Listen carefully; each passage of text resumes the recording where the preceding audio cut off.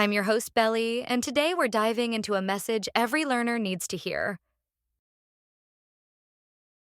You don't need to wait for fear to disappear.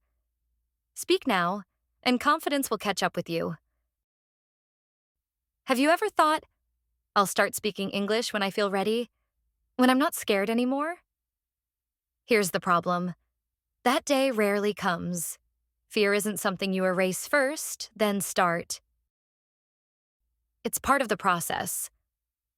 Even professional speakers, teachers, and CEOs admit to feeling nervous before they speak. Fear signals that you're stepping outside your comfort zone, which is exactly where growth happens. Think of fear like the nervous butterflies before an exciting trip. They're not telling you to stay home. They're telling you something meaningful is about to happen. Confidence doesn't come before action. It comes because of action. Imagine you're learning to ride a bike.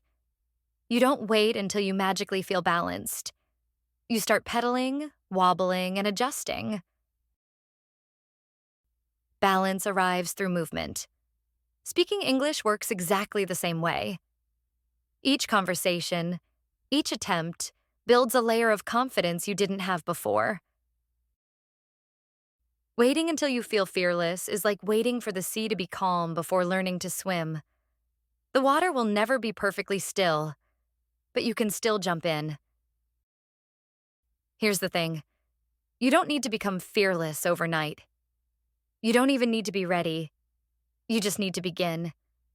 And the best way to start is with steps so small they feel almost silly. Why small steps?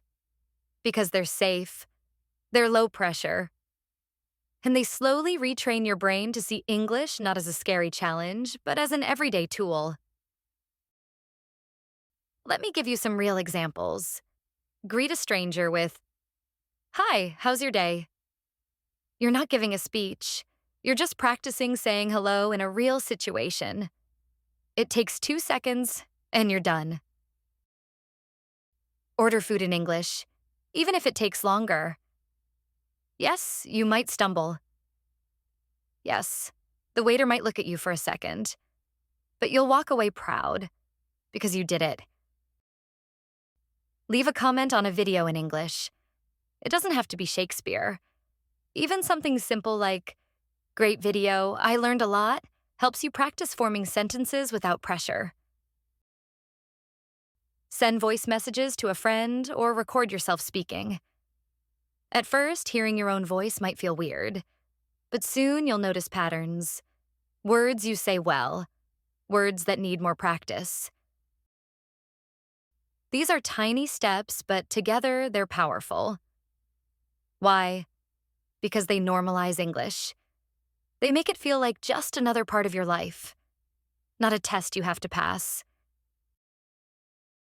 Fear might still whisper in your ear, "What if you sound silly?" But every time you speak, that whisper gets quieter. And here's the best part. Mistakes aren't failures, they're signals. They show you exactly where to focus next. You're not failing, you're upgrading. Like your brain is downloading a new language update in the background. Now, how do you stay consistent with these small steps? How do you keep moving forward when anxiety tries to hold you back?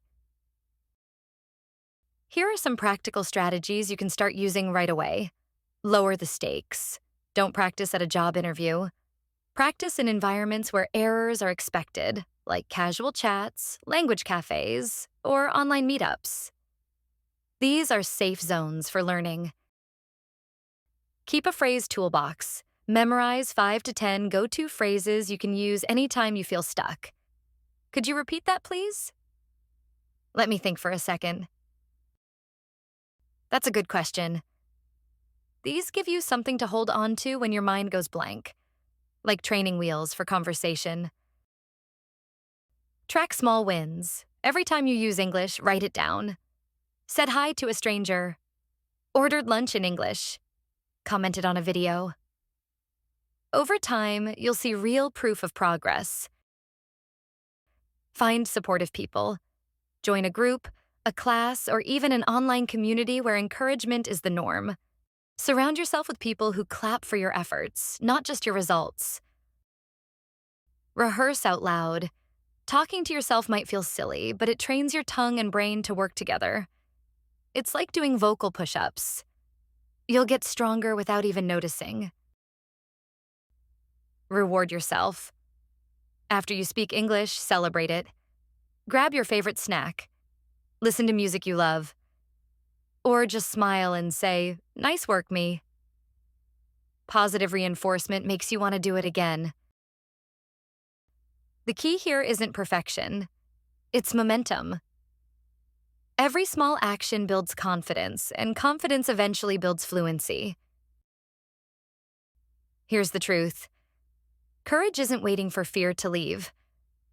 Courage is starting while fear is still sitting beside you.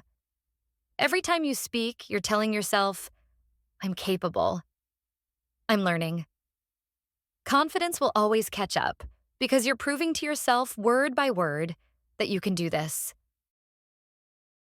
So today, don't aim to feel fearless. Aim to take one small action. Say that hello, ask that question, join that chat. Let fear come along for the ride. And watch as confidence overtakes it. If today's message gave you that push to start speaking, share this episode with a friend who needs it too. Remember, don't wait to feel ready.